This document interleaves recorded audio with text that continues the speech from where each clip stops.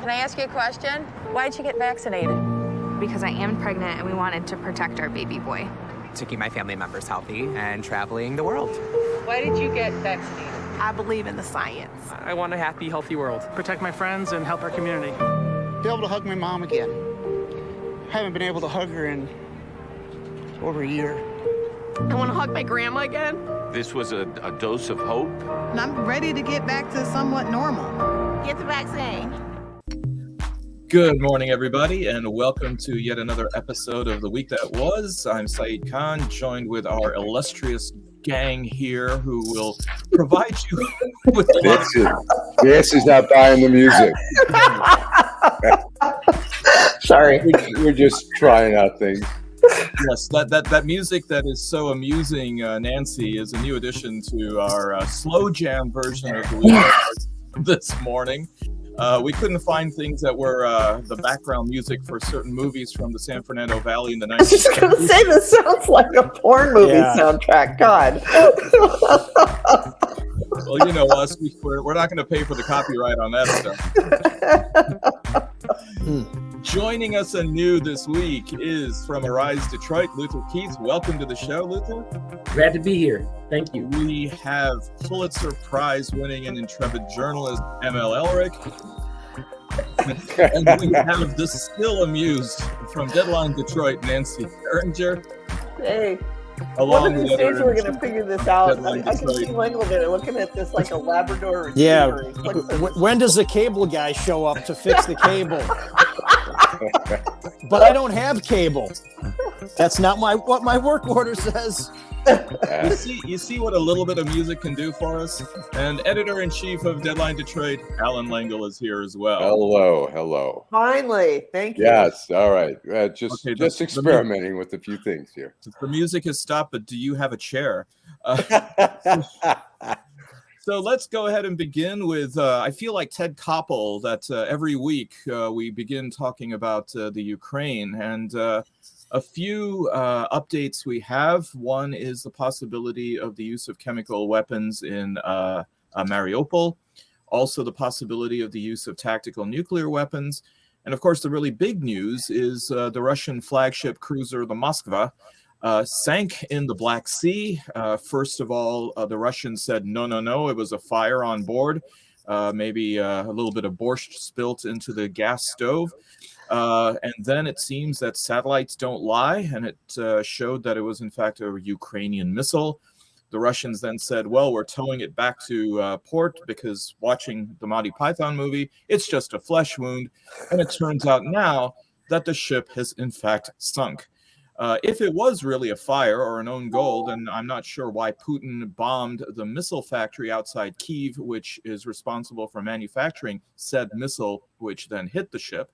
But such goes then the coverage of the Ukraine crisis.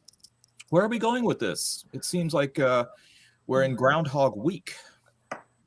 It feels like the sinking of the ship, like that's our big, everyone's seeing that as a huge victory, although it's really, it's a nice victory, certainly. It's a huge ship and it did a lot of damage in Ukraine, but I think the worst is there's still plenty bad to come, unfortunately.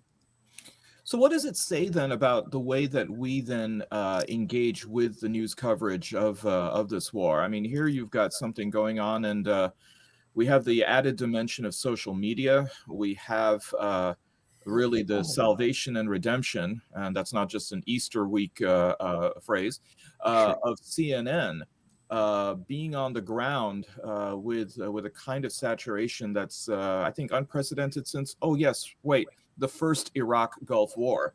And we find then that there is an awful lot of human interest story. We had Jake Tapper saying that we haven't seen something like this since World War II, forgetting, of course, in Europe that there was the Balkan War of the 1990s. At least he didn't go all the way back to the Franco-Prussian War. How do we then go ahead and reconcile the kind of coverage? Are we getting the full picture? Are we getting the right picture? Luther?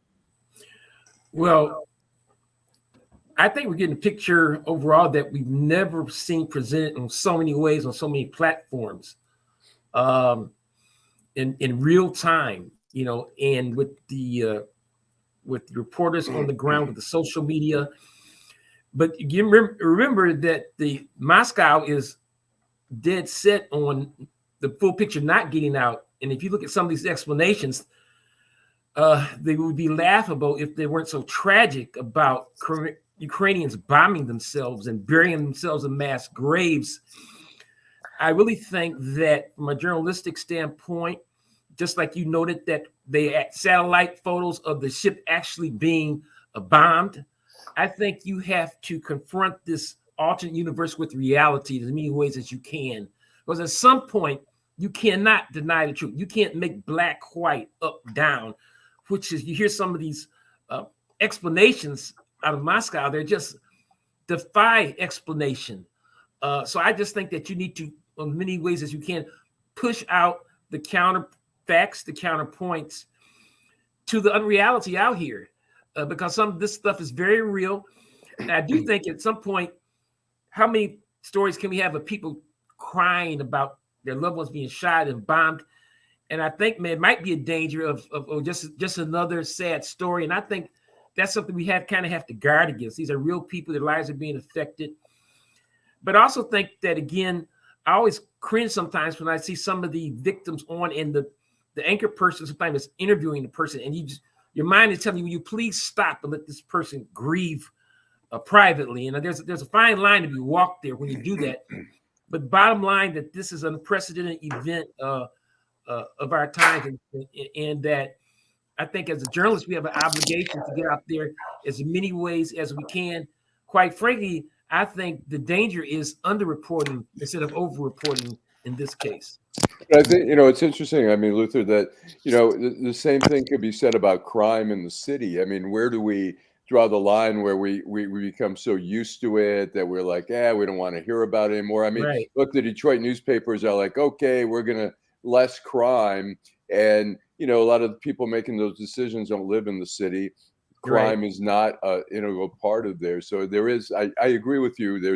It's a constant balance of how much do you keep telling people there's death and destruction in Russia. How many times do you keep telling people there's death and destruction here in Detroit? Right. While keeping that outrage up at the same time, while not deadening that outrage. Well, I think it's important, like what we're doing right here, back at Wayne State when I was running the Journalism Institute for Minorities, now the Journalism Institute for Diversity. I think that's the importance of having various voices, just like this broadcast right now. We have people from different perspectives on it. And it's important to have those different perspectives represented so everybody is thinking the same thing all the time, to give you that, to push you to that balance, I think. So I think as long as you continue to have a diverse perspectives of journalists out here in the newsrooms, in the broadcast rooms, I think you have a better chance of striking that balance.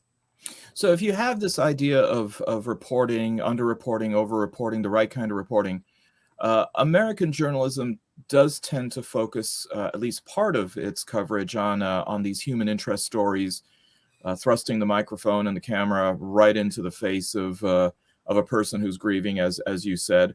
It also happens during the Olympics. That's why I watch CBC instead of NBC, at least because we actually see the events. Nancy, I mean, is this just part of our anthropology? Is this how? Well, as I have said on this show many times, the smartest thing I think I ever did for my news intake is get rid of cable news. I mean, you guys are all talking about CNN and Fox and MSNBC as though they're the only sources, available out there. I mean, there's so much more than that. I get most of my Ukraine news from the New York Times these days, and I feel like I'm better informed than a great many people who claim to be, glued to the tube all day watching it. So there's that.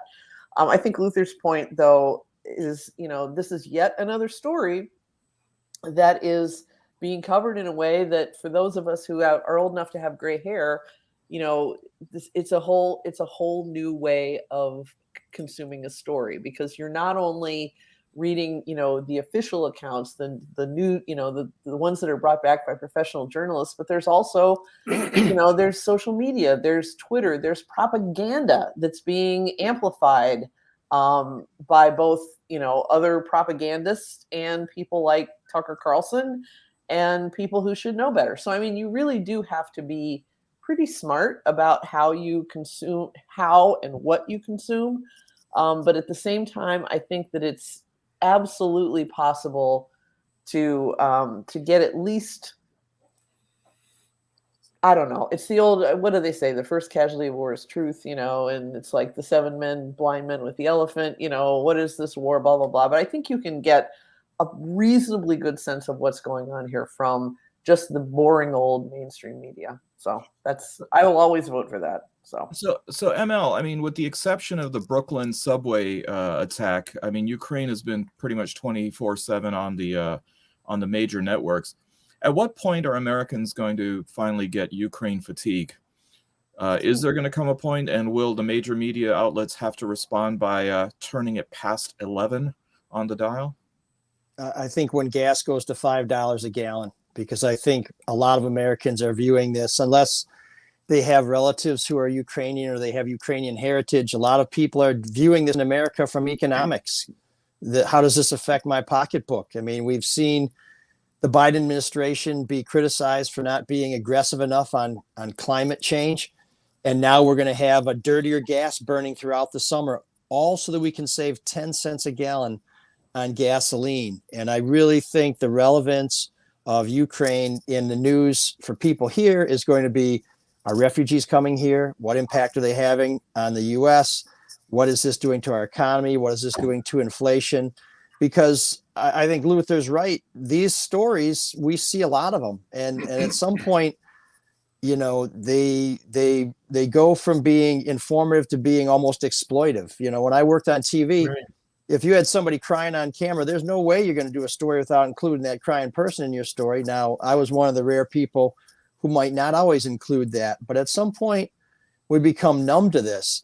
And while, with the exception of the loss of the lives of those Russian soldiers, who I'm sure would much rather be water skiing than in the Black Sea on the flagship, I'm almost concerned when I see these big sort of small victories for Ukraine, because while I think it shows how ill-prepared the Russian military was and how out of touch Putin is, I think it just makes them more vicious, because he is going to do everything he can to grind the Ukrainian people under his boot. So the flagship goes down. Huzzah.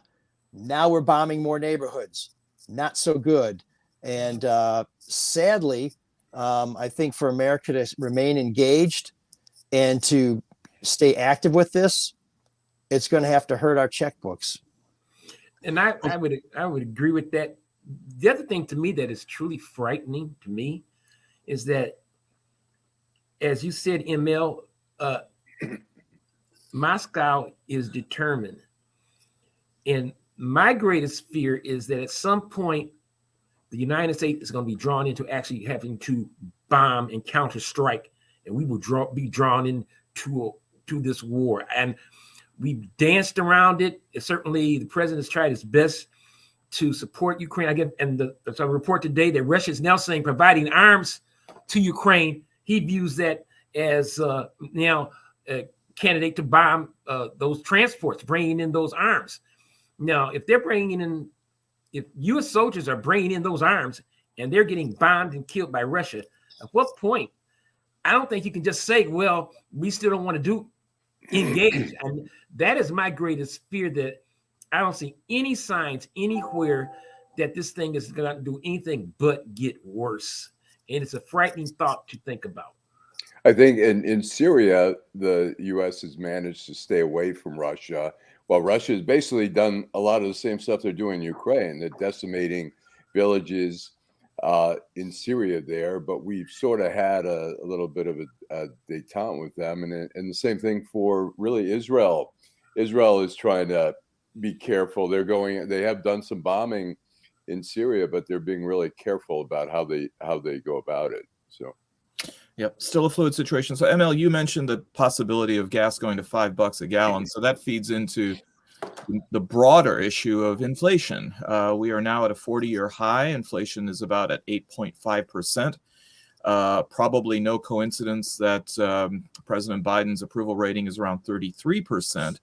He probably is highest polling regarding his handling of Ukraine, which probably means that his handling of the economy is really bringing down his polling numbers. May not be seen as that big of a deal for him, with the possibility of 2024 being still 3 years away, and whether or not he's even going to run in 2024.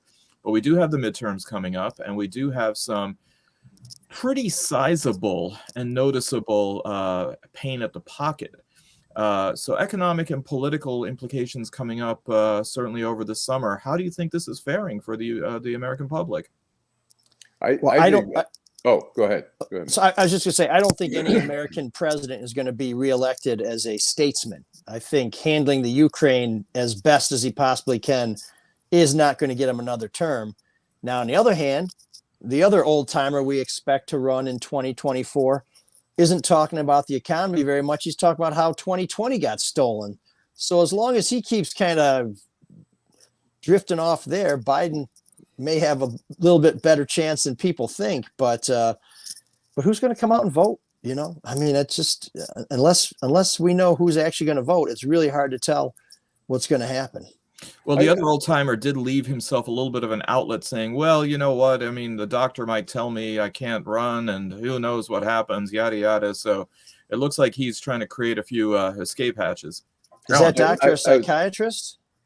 I was going to say, in terms of the gas going up to $5, I think when you start talking about economics, people are not into, the people in this country are not into sacrifice. I mean, I remember back in the 70s, I was driving through Southfield one day when OPEC, when the gas lines were long, when OPEC had withheld oil.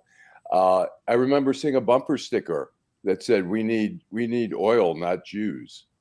And I thought, wow, that was kind of alarming to me. And I still think the same thing nowadays. I mean, when you start talking about economics, people could give a shit about causes and about other people and other lands that they don't relate to. I think we'll see a different attitude. Yeah, I think you got a good point. But one thing I've noticed here locally, gas prices have dropped dramatically. I bought gas yesterday for $3.56, $3.59. Wow. So where was that? This was on Jefferson near Belle Isle. Oh, really? And I've seen a lot of gas now, or a lot of, but it's still disparity. You're still seeing gas over $4 something, but I've seen $3.72, $3.82, or $3.99. So I've seen a noticeable drop in gas prices locally. I don't know what's happening nationally, but it's very clear. Buying gas at $3.56, $3.59. I was shocked. Matter of fact, I had driven past the gas station, turned around, and came back to get some gas because I didn't think I was going to see that anywhere else. But it's just a personal observation. Well, the way you know what the national average for gas is ask Krispy Kreme, because apparently they've got a promo that whatever the price of gas is on a Wednesday, that's how much you pay for a dozen donuts through the rest of the month. So, You know what? I think the only thing going up is not just inflation; it might be the diabetes rate as well. So let's see what happens. Nancy, what do you think? I mean, is this going to really be the dominant conversation through the summer? If the Republicans have anything to do with it, yes. If they have anything to say about it, they are going to pound this drum over and over and over again. You know, I hate to keep calling back to my fellow graybeards here, but I heard a really interesting podcast a couple weeks ago about the 1970s inflation, the Paul Volcker, Jimmy Carter era. And, you know, I don't think Jimmy Carter was a really great president, but I think he's a superior human being to just about everybody else who's walking around upright right now. And one of the things he did was, you know, when he called in Paul Volcker and he said, we have to get this under control, you know, Volcker essentially told him he was basically signing his death warrant politically, because, you know, they imposed insane interest rate hikes, which just, you know, it took a lot of really painful corrections to get us back into to get us through that era and into what we now think of as the go-go 80s. And that was something that, people like Ronald Reagan and other Republicans were able to really capitalize on. But I mean, it's and what has the Fed done so far? I mean, they've ticked up the rate about half a point. I mean, that's not very much. And if we really do need to get inflation under control, I mean, the first thing we need to do is get all the way past this pandemic so that things can kind of find their level again. But we may have to do stuff like that, and that's going to affect the housing market. It's going to affect everything. So I agree, Nancy. And one thing about inflation, it's like an amorphous. It seems so amorphous. You can't really get your arms around it. I mean, how much actually can the president really do about inflation? I saw something earlier about some Democratic strategist saying that he's never seen a worse polling environment with the combination of Ukraine, the pandemic, inflation, the supply chain backup, all this stuff. It's like a perfect storm of the worst stuff you can imagine. And you're looking at the guy who's president and saying, hey, man, this is on your watch. Fix it. And we all want the magic wand to be waved and everything is going to be wonderful. But I don't think that's going to happen. I mean, the president doesn't really have that much control. The Fed does, but but the president doesn't. And, I mean, I remember Gerald Ford trying to get his arms around this. Remember, did anybody else have a win button? Whip inflation now. Whip inflation now. Whip inflation now. And there was a wage, I think, was it Reagan was it Ford or Nixon that tried a wage and price freeze? I mean, that's another, I mean, that's the kind of thing that today gets you crucified. But it's a bad thing. We're going to have to go all the way through to get out the other side. And Democrats don't get credit for economic good news. No, when Obama was in his first term, things finally started to turn around coming out of the Great Recession. He got no credit for it. Now, a lot of people said that the administration and the Democratic Party did not do a good job of touting the good news. Be that as it may, there is some good news right now in terms of employment, low unemployment, jobs coming back, wages going up. And people are saying, well, the Democrats need to emphasize that again. I think they're not very good at that, first of all. But second of all, I just don't think they're going to get much credit for it. No, I agree. I think you're absolutely right. Right. Again, I was just saying. Go ahead. I'm sorry, Nancy. I was just saying, but bad news for the Democrats. Well, I'm not a political person per se. Is good news for somebody in another party.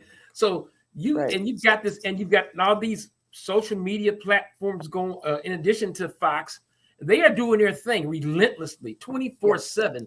So you can push out all the good news in the world, and it's not going to stop them turning it around and pushing their agenda. And these are the times, and it becomes very political, and it's a tough thing to get past. It's very true.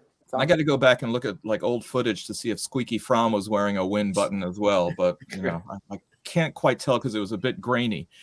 So we have yet another police shooting in Grand Rapids a few days ago. Patrick Lioya, Congolese immigrant, was stopped in what was supposed to seemingly be a routine traffic stop to check on plates that didn't add up to the car. He then leaves the car. He's pursued by an officer. A tussle breaks up, and I think, Alan, you've got the video. Let's call a taser! No, he ain't got no taser. I see that. Let's call a taser! How many cars you got going? Drop taser! Everyone.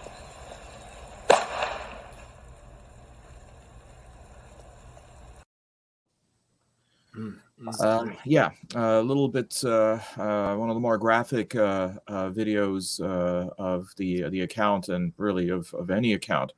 Grand Rapids police are, of course, investigating. The family has framed this as being an execution-style murder with a shot to the back of the head. The officer that is involved is on paid administrative leave. The Grand Rapids Police Department is not identifying the name of the officer yet. Is this just another day in America? You watch that video and you just shake your head and go, I mean, the guy just put a bullet in the back of the guy's head, and you watch it and you just say, there had to be a better way to address the whole thing. I mean, just and really, and the question is going to come up: would he have done that if he was on top of a white guy? And just where he put, I mean, he shot him like a dog. Man, it was crazy. Yes, well, it's unbelievable. And you're muted, Nancy. I'm sorry. Go ahead, Nancy. I have a point I want to make here, and I think it's something that I have not heard much about. But after watching that video and watching the parents' presser yesterday, I think, why is nobody talking about what is clearly a language barrier here? Now, the cop asked him, can you speak English? And he said yes. But at the same time, he also said, get back in your car, stay in your car, hand me, or, give me your license. All these things that he did not seem to understand.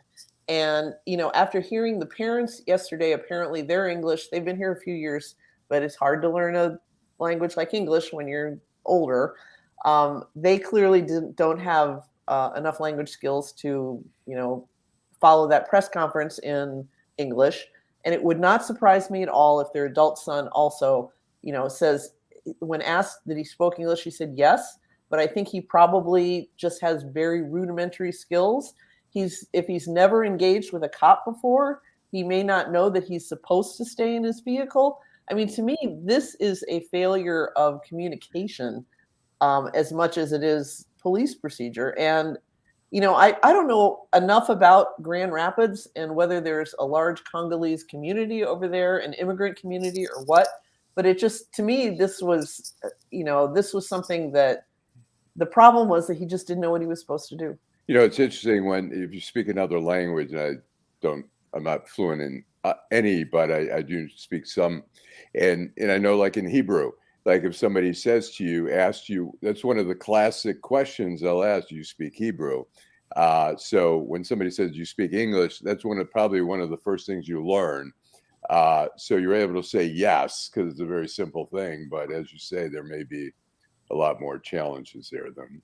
Right. I mean, he was told, it wasn't just that he was told to stop or to let go of the taser. He was also told to get back in his car, which he didn't do. And it wasn't that he was not being, that I didn't get the sense he was being defiant, that he was doing it to be an asshole. He was doing it because he just didn't know. He didn't understand. I don't know. Does anybody else have a different takeaway on that? No, I would say, well, number one, it's a tragic situation. And I'm not a lawyer. And I try to avoid snap judgments on some of this stuff as heinous as that look. Off the top, I would say that a taser, my understanding of tasers cannot kill you. They can wound you or disable you, but the guy was not armed, didn't have a gun. But I'll leave that aside. But I think the larger issue is this, and my daughter happens to be an attorney with the Detroit Justice Center, and they've done a lot of stuff on police and the police work. We've had some really strong discussions about, she's a millennial and I'm not, about how we view police. Because my generation, most folks say we need more police. We need them everywhere, give them whatever they want. Police, police, police, police. But there's a thought out here in some of the more progressive ways of looking at justice that, and I don't like the word defund police because I think that's become politicized situations. But I do think perhaps we need to think about policing in a different way. There are some folks who say most of these fatal shootings or incidents that happen, they happen because of traffic stops. Traffic stops. Somebody's speeding, they made a wrong turn, they don't do something that happened, and they're dead. There's some thoughts that we should, in fact, rethink about, do we need to stop every person with a traffic violation? And then also the idea of more funding for some of these preventive measures as it relates to mental health and education, and take some of the stress off of police, so the police are not always in these situations that in like this one did. So I think there's a much broader issue here to be dealt with than just this tragic situation where this one gentleman got shot and killed. And I think, and clearly I think Alan so he asked, is this just another day in life in America? Unfortunately, it seems to be. And I think we need to maybe rethink some of this stuff, some of these old policies. If this keeps happening, the old saying, if you keep doing the same thing the same way, then that's a sign of insanity. So I think there's a much broader issue about law enforcement and policing that still needs to be dealt with. Well, to answer the question, I mean, Grand Rapids is quite a changing city. I know that there are a lot of different immigrant groups that are certainly moving there. The demographics are changing by the day. It seems as though the police department needs to be aware of that. Maybe, as Nancy said, regarding language, just understanding that, well, not that they speak the Queen's English in Grand Rapids anyways, but then certainly it's quite likely that a lot of incoming immigrant groups would have that same challenge. ML, what kind of mechanisms do you think that the police department can do when it comes to raising cultural literacy in that way? You know, these cop jobs are tough. You're dealing with everybody on their worst day. You don't know what their history is. There wasn't enough interaction between the citizen and the police officer for I think either of them to glean much, if anything, about the other person. When I look at these situations, I'm like Luther. I want to see things play out. I don't want to rush to judgment. I can see the officer thinking, well, if I lose control of my taser, I can be tased, which immobilizes me. Then maybe I lose my gun and I get killed, and I can't let that happen. But we're not there yet. To me, I go all the way back to the beginning. Why did this happen? Why in Detroit, we've had a lot of tragedies with police chasing folks and innocent people getting killed because a chase was not suspended. When I look at this, I think about the training, and I think about whatever language you speak, wherever you come from, whatever you look like, we should have some protocols that can help avoid these things. If I pull somebody over because they have the wrong plate on, and I'm by myself, and I think this is a key point in all this, I'm a lone officer, and this person runs away, is it good sense to go chase them and put yourself in a situation where it's going to be one-on-one? I have a feeling that when we get to the bottom of this and we look at the training manual in Grand Rapids, we're either going to find out that this officer did not follow policy or that the policy is no damn good. Because whether you're a traffic scofflaw, whether you're a wanted felon, you should not die because you had the wrong plates on your car. And we don't know much about this young man's background other than what his family has told us. So it may turn out to be that he's the Lindbergh kidnapper or something. But I'll tell you what, the officer didn't know who he was either. And so I don't know how you put yourself in a situation, again, on your own, that could lead to tragedy. I really think this is something where if the Grand Rapids Police Manual doesn't say, if this guy's not wanted and you know who he is, you let him go because, it's a stupid traffic stop. Yeah. I also think that officers on their own, if they're ultimately worried about somebody taking their gun away from them, unless you're intervening to protect the life of another citizen, you do not want to engage with somebody else one-on-one, because if they haven't shown you a gun, the only gun they can possibly get is your gun, and you should not put yourself in a position where your gun is vulnerable. So whatever happened, whyever it happened, to me, I say this should not have led to some sort of pursuit. It seems like a relatively innocuous event has cost somebody their life. And the more we can do to fix these police policy and procedures so that this doesn't happen, until we get our arms around that, this may be just another day in America. And we can't have many more days like this. I agree that, I mean, first of all, you're by yourself. I mean, look, if there had been a second officer there, could they have restrained him? But the guy's car is there. His friends are there. It's not like the guy's like going to be gone for good. Why put yourself out there in a situation like that where that's a danger to both you as an officer and a danger as that to that person? Greg? We have joining us Deadline Detroit columnist Greg Bowens and Puppy. Greg, we're talking about Well, I've heard that there's something that they're going to have a moratorium on poodles being bred with other breeds, because labradoodles and cockadoodles and all of these are getting to be a little bit too much. But that's a whole. I don't have that. That's a toy poodle. 100%. Well, I'm waiting for you to get a board game poodle just to offset it. But Greg, we're talking about the Grand Rapids shooting of Patrick Lyoya by the Grand Rapids Police Department. What say you? I say it's hard to watch that video. I watched it and I saw I witnessed the homicide. That's what we all did. We witnessed the homicide. Now, whether or not the courts say that homicide was justifiable or not, that's something to be seen. But I think it's sort of rare to actually see the point of death the way that we did. We saw this, the struggle, as much of a struggle as it was, and the guy pulls the gun out of his holster, puts it to his head, and shoots. Now that is traumatizing for all of us, I think. And this is the Easter season. I am hopeful that that justice will prevail. But it's the same. We keep seeing this kind of thing over and over and over again, where something escalates to the point where a brother is murdered. A man is murdered. It happens to white people too.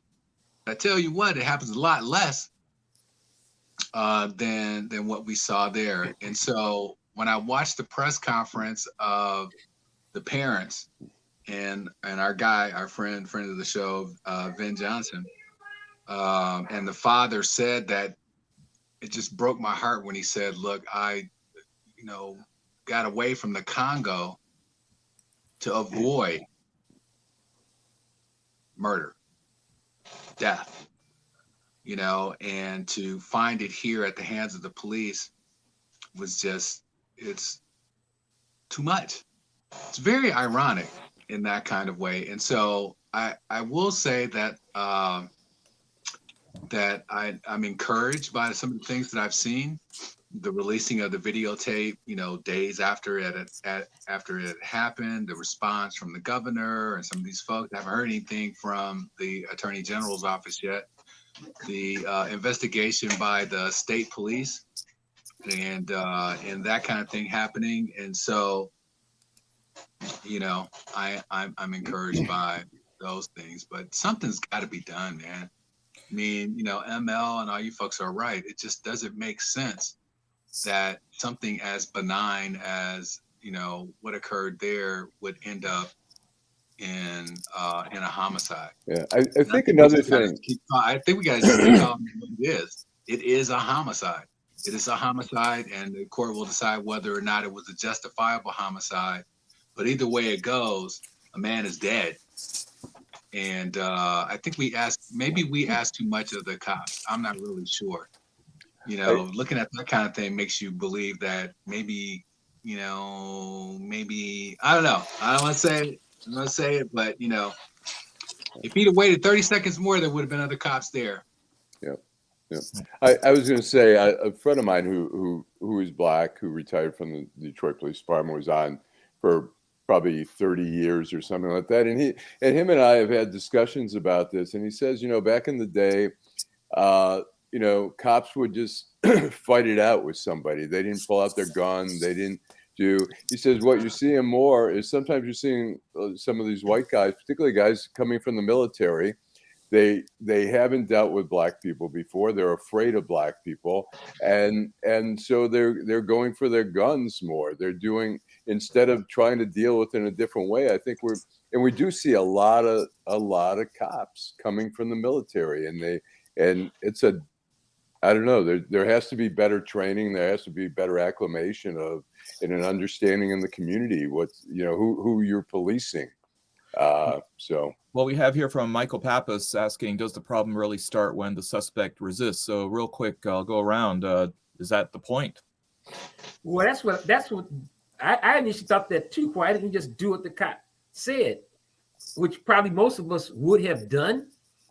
But does resistance automatically mean you should die? I mean, I think there's some things to consider.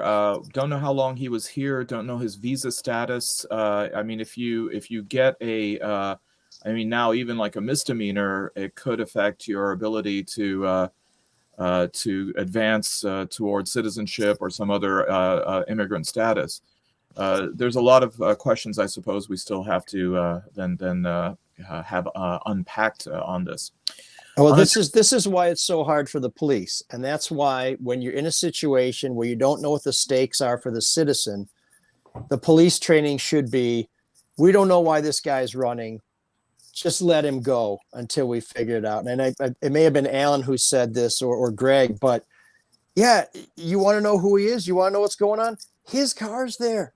His friends are there. Question those mother scratchers and let the jackrabbit run through the weeds. Right. You'll get him eventually. Yeah. Yeah. One quick point. Fleeing from the police is not a death penalty case. Yeah. One quick point I would like to make, and maybe Greg can relate to this. Because you all talk about black parents telling their sons to talk about when the cops stop you, how you behave, what you do and what you don't do. Now, mention that he was from the Congo. I would imagine his parents never talked to him about that, even accounting for the cultural differences. And so I think, again, it speaks to the fact that these interactions can be so explosive. Certainly, I would think that, you know, in most situations, and I'm old school, you know, as it relates to this, cops stop me, I'm gonna do what the cop says. I'm gonna do what the cop says.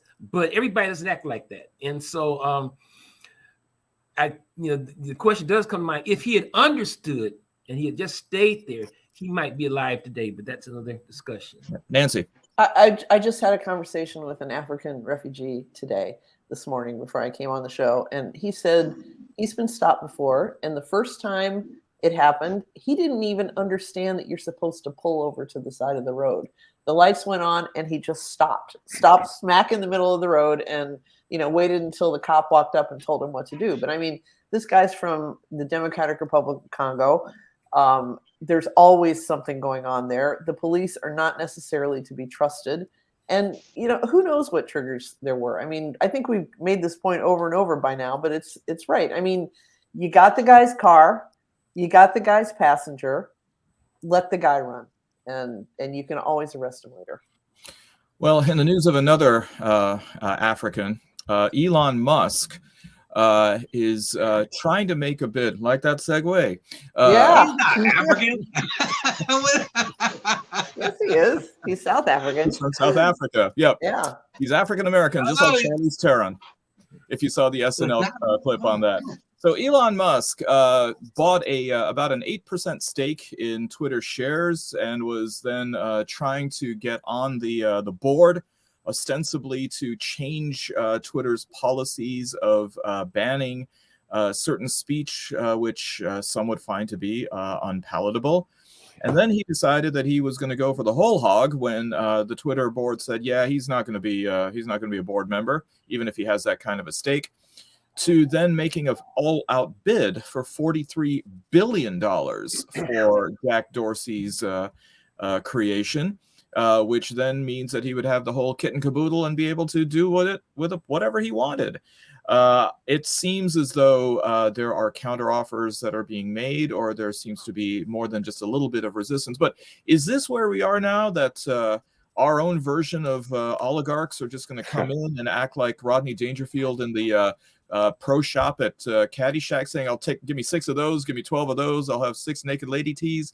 And this is where communications, media, and other major industry is going. I think Elon Musk, and I've heard the story, and I think it's true, is that when he in China, he was trying to get the Chinese government to sort of suppress criticism in the government about his cars. I don't trust the guy. The guy, his motives. The ego. It's dangerous. We see what too much power in one hand can do, in one person can do. If you ask any automotive reporter in Detroit what it's like to deal with the Tesla Corporation, and then come back to me and tell me how he's all for free speech and open lines of communication, I'll just laugh right in your face. You know, I've been reading blind items about his alleged drug use for a couple of years now, and I just don't think the guy is playing with a full deck. And if there's this just cements, this is just one more in a copious barrage of pieces of evidence that this guy is not a responsible person, because anybody who spends 5 seconds on Twitter knows two things. Number one, there is no shortage of conservative voices on there. I mean, Marjorie Taylor Greene and Lauren Boebert practically live on Twitter. And he's also, if you know anything about social media, we need more content moderation, not less. And if he wants more loud voices, then he can go on Parler or Telegraph or Getter or Truth Social or any of the other right-wing networks out there.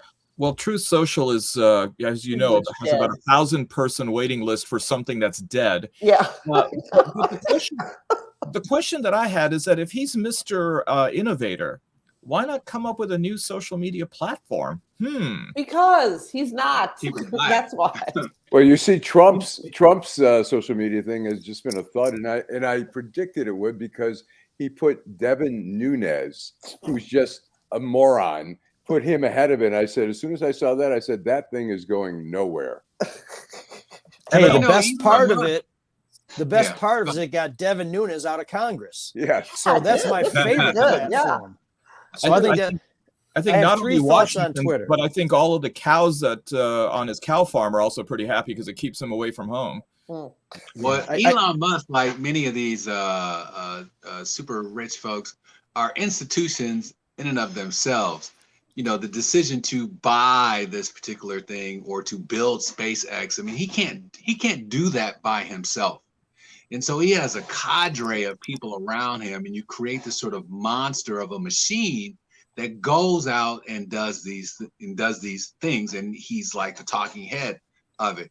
So it's hard. I think it's hard sometimes for us as, you know, the consuming public to be able to discuss what Elon Musk is doing and why is he doing it when we only have that personality to look at. And that's just basically the tip of the iceberg. You know, he went into a room and he said, let's just making up a story here, I want to build a spaceship. I want to get into space. How do I do it? And he got all these people together to figure out how to do it. And then he went out and talked about, this is what we're doing. And so I think the same thing is sort of true when it comes to these big purchases like Twitter. Why would it make sense for him to do that? You know, there's ghost in the machine that we are not aware of. I believe that's also driving this process. And for, you know, certainly the crazy guy at the top that we're looking at gives us pause. But I think that there are things that we don't see, can't see, you know, bunch of unknowns that should give us pause too. And can the feds block that sale?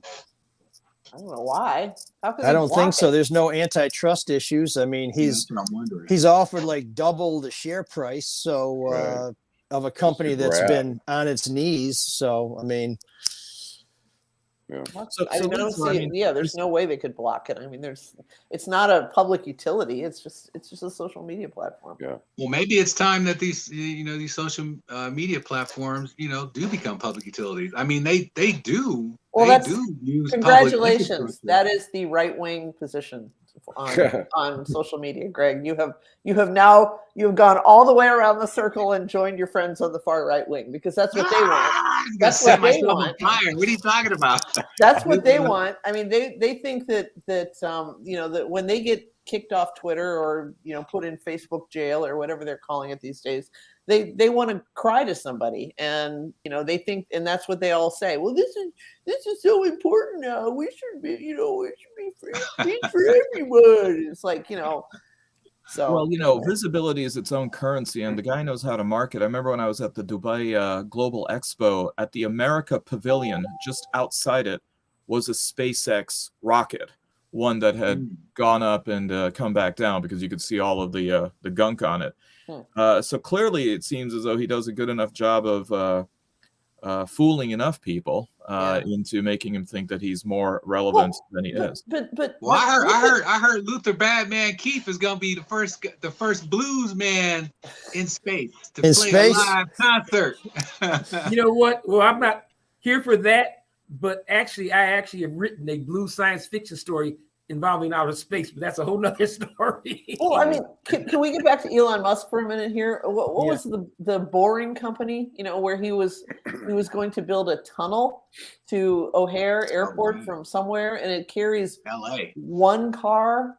The hyperlink. Yeah, the hyperlink. Yeah, but it carries one car at a time through this thing. Yeah. It's like you've just made a narrower freeway, for Christ's sake. But oh well. So we've had a bit of I guess this would be the section of the segment of the show which we should call Requiem. The Royal Main Art Theater looks like it's going to be demolished, and also the passing of Gilbert Godfrey. Very sad story. Apparently, he had a pre-existing condition, died of ventricular tachycardia at the age of 67. Any thoughts about either one? I thought Gilbert Godfrey, I loved him. I thought he just had this comedic delivery that was just so good. He was so goofy, and yet he really was among the comic geniuses in terms of understanding how to deliver and what was funny. So if you get a chance, go on YouTube. There's a clip of him reading from 50 Shades of Grey.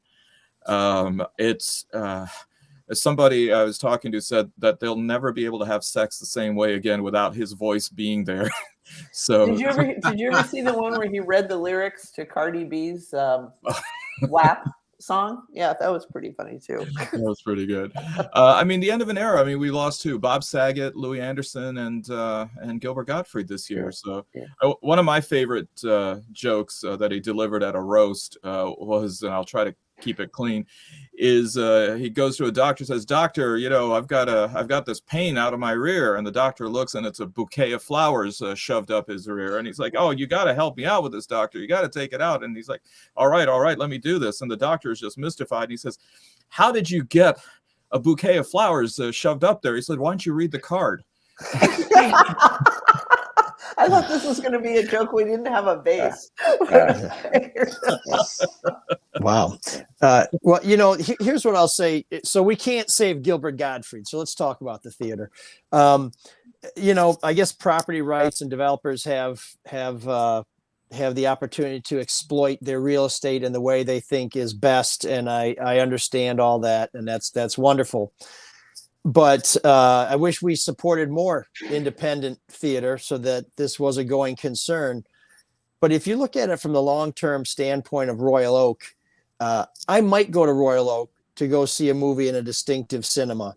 I am not going to go to Royal Oak to see another nondescript high-rise condo that might have a subway on the ground floor. So if I'm sitting there saying to myself, what do I need to do to preserve the character and the flavor of Royal Oak and bring people here? It is not what they're proposing to do. But at the same time, if I'm not buying enough theater tickets to keep the main open, I guess I don't get a vote. And the last movie I saw there was The Russian 5, and that was about 10 years ago. So maybe I'm part of the problem. Yeah, I'm trying to remember the last time I went to a movie there. It's longer. Yeah. Yeah. I do drive past on my way to the Imagine Theater. I saw the full Monty there, and that's because my cable company gave me free tickets. I don't know what that says about my relationship to my cable company, but I love movies. Read the card. I love movies almost as much as Martin Scorsese does. And yet the last time I went to a movie in a theater, I said to myself, never again. After sitting through 35 minutes of previews and ads and previews and more ads and ads for the theater that I was already patronizing. I mean, I had just had it. And so I was thinking, streaming is not the same, but it's a heck of a lot easier. So I love I didn't say I didn't like movies. I said, I don't know that I want to drive to Royal Oak fight for a spot in that tiny little lot. I feel like the only thing that's going to be screened on a big screen anymore is going to be popcorn movies with lots of explosions. I mean, any movie where adults talk to one another in normal tones of voice and don't shoot at each other, I feel like that's the one that's going to be. Well, you're not going to go to a rom-com at the theater, Nancy, because first of all, the seats are so big that you can't put your arm around somebody, and they're too narrow for you to be sitting there together, because then they're going to accuse you of only buying one ticket. So yeah, you're right. Alan. I was going to say about Royal Oak really bothers me. I mean, it was such a hip. It had gone from kind of a very blasé downtown to becoming a very hip thing, and then rents were out of control. All the cool shops left. They just keep stacking development upon development. They got a hotel now. They got bigger buildings there. It's like then they've got Ford Hospital has gone downtown. It's all great stuff, but downtown is so small, and they're ruined. They've really just, the developers have dictated what that city is about, and it's not for the best. Noir Leather has been relegated to a small shop just off the side of the road. Oh boy! Do they still have a Salvation Army there? They do. They do. Yeah. Oh wow. They do. Right off, right next to the Rock, I think. So, yep. Yeah. Well, I got contacted by someone who wanted me to do a story on the Barnes and Noble closing, which indeed it did. And it wasn't really investigative, so I didn't do it. But the reason why they wanted somebody to know about this is because they said, guess what's going to replace it? Another bar.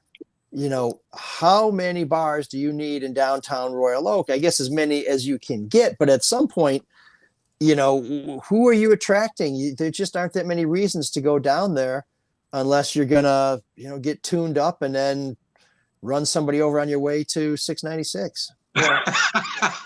Oh, that happened. That was Ferndale. As you drive past the Gilbert, or whatever is the latest condo complex right there on the edge of it. Well, with that, well, I mean, when they threw up that those condos that were like $1 million plus there on the corner, what is that? Woodward and 696. 696. I mean, Yeah. you know, It's very high I mean, price it was stuff over down for there. Royal Oak as this quaint little community way back then. Yep. I love the sound of freeways all night long. So I know, right? Who is that? You know, they blew up the Chicken Shack in Philly last night. Well, you know, as Springsteen would say. Alan, I'm going to bounce it to you. I was. Schmuck. It's not Schmuck. It's Schmuck. Schmuck. Schmuck. Schmuck. Say shh. Shh. Now say muck. Muck. Now say sh and muck together real fast. Smuck. With that, we have come down to this segment known as Schmuck of the Week. I love the Serpico poster in the back there that Hoffman had. I don't know, maybe he thought it was a mirror. what movie is that from, Alan? Is that Ishtar, which yeah, played yeah. at the... Oh, that was Ishtar. Okay. That movie closed the main theater in That almost closed a few careers. So, who'd like to go first with this week's Schmuck of the Week? Who's got one? I do. Okay. My Schmuck of the Week is that crazy lady trying to get the Republican nomination. Which one, you say? Yeah, which one? Which one?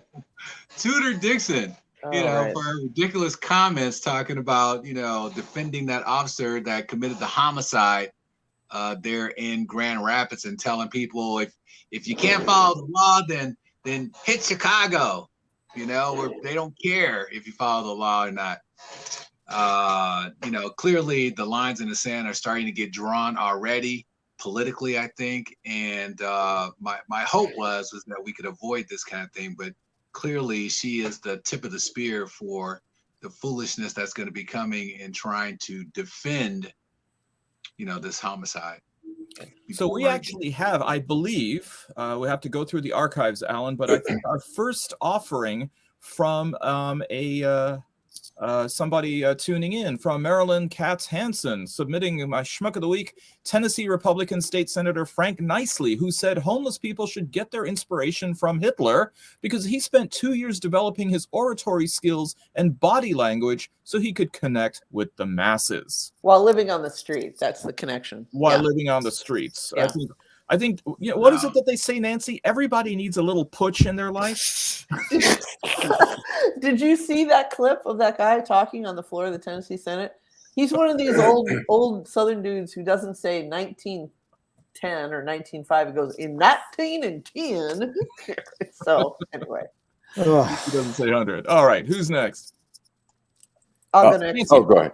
Yes. I'm going to make Lingo mad with this, but you know, I always write my schmuck on the upper left-hand corner of my planner for that week, and this week it is none other than Charlie LaDuff, who in a column for this very publication, Deadline Detroit, is back on his bullshit, raising alarms about, you know, dead people in the qualified voter file, and he's alarming people. It's the same thing as saying, oh my God, the precincts were unbalanced.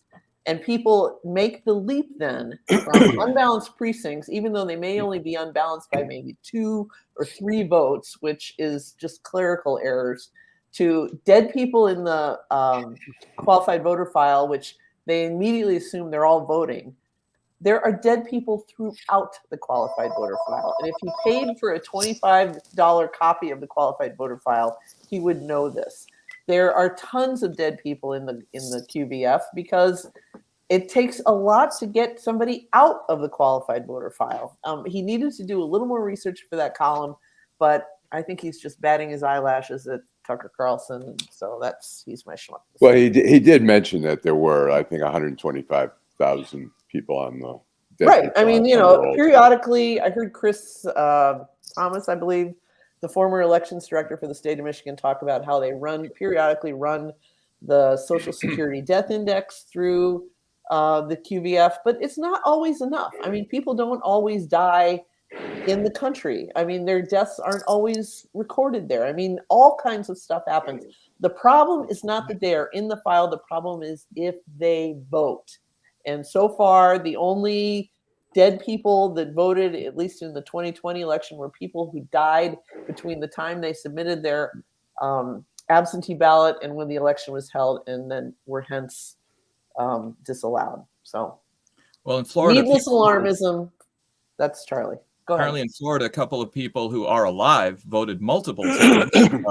They all happen to come from which party? Well, you guessed it. It was the GOP. And they lived in the villages. Go ahead. Alan. All right. I've got to go. I think we're seeing the Talibaning of America. We see where all these people, where their religious beliefs are trying to be imposed on all of us. But anyways, there's a couple Southern governors. One, the Mississippi governor, Tate Reeves. I love the name. He's declared April Confederate Heritage Month. He has not mentioned that Mississippi seceded from the Union in 1861 because they wanted to save slavery. Okay, so that's one. Then we have the Alabama governor. We move over one. Alabama Governor Kay Free, who is signed into law the gender-affirming medical care, saying if any doctor does that, it's a felony. Where, you know, and I was listening to James Carville on TV the other day, and he says, why are we attacking these, kids with gender issues? Why are we going after them as part of the reason? You know, it's just a Republican ruse there. And the other one, my last one, I got one more, Mr. Pillow. Mike Lindell, if you watch Fox News, he goes, everybody's been trying to put me out of business. All the, these people are boycotting me and the banks are hurting me. He goes, but you, the viewers, have helped me. And so 60% off on all my sheets. I mean, what a shyster.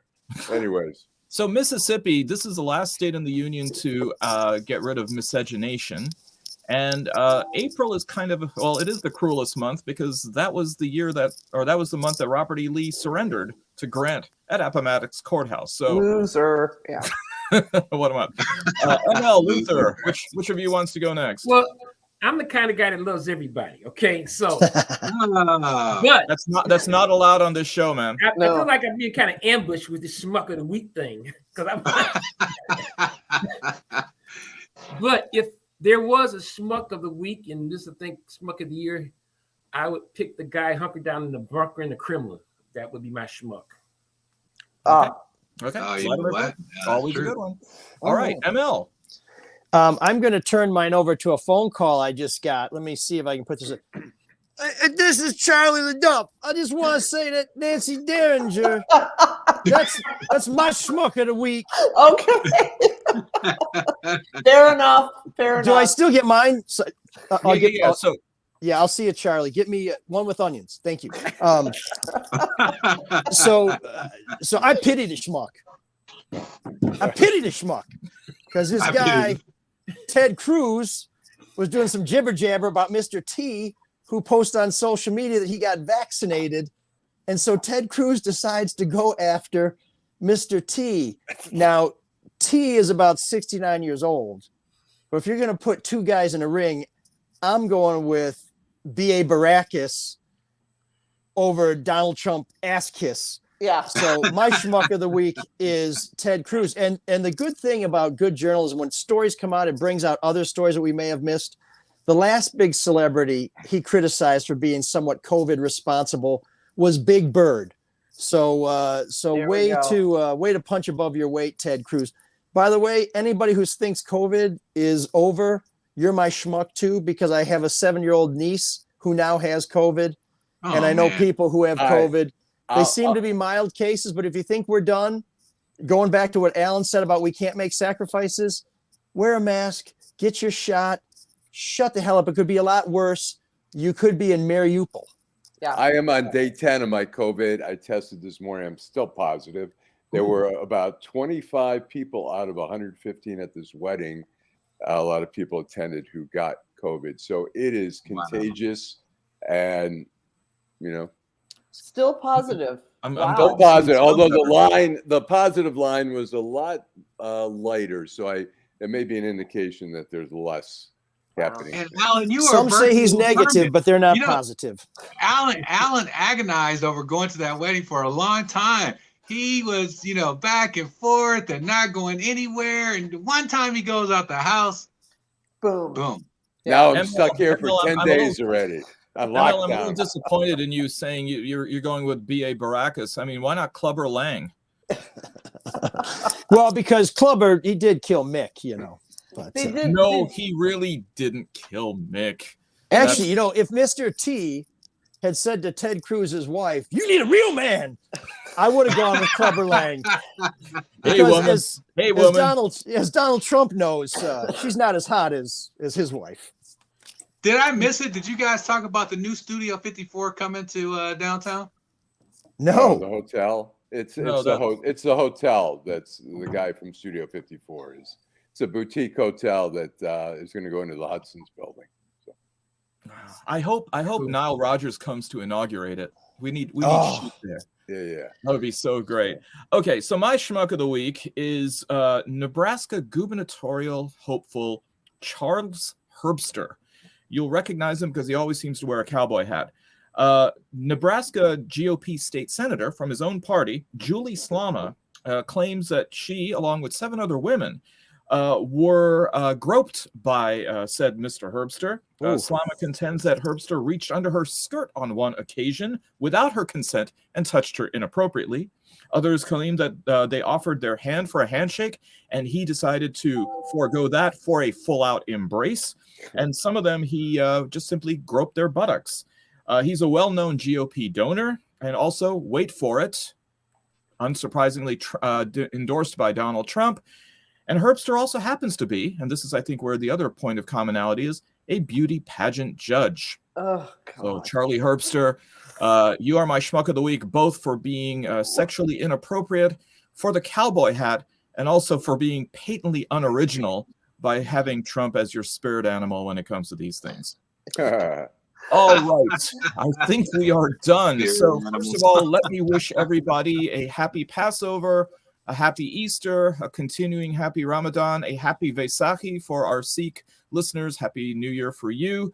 Thank you, Greg Bowens. Thank you, Nancy Derringer. Thank you, ML Elric. Thank you, Luther Keith. And Alan with the last word. Drive home safely. Take care, everybody. Have a great Thank week. you, folks. I enjoyed it. Can I ask you a question? Why did you get vaccinated? Because I am pregnant and we wanted to protect our baby boy. To keep my family members healthy and traveling the world. Why did you get vaccinated? I believe in the science. I want a happy, healthy world. Protect my friends and help our community. Be able to hug my mom again. Haven't been able to hug her in over a year. I want to hug my grandma again. This was a dose of hope. And I'm ready to get back to somewhat normal. Get the vaccine.